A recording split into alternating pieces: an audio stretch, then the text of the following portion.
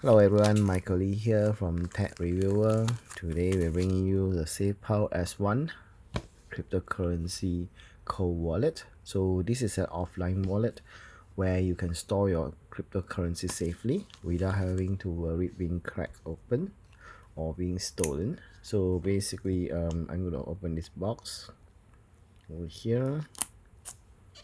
Okay, open up the plastic.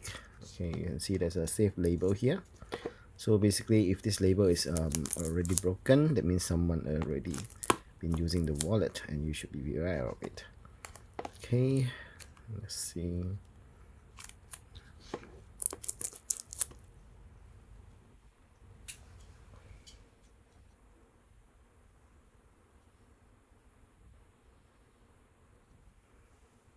So as you can see, this is the wallet itself. Opening it, SafePal, a booklet. Okay, this is SafePal, and this is the device itself. It says SafePal. Contains the camera, screen, navigation keys.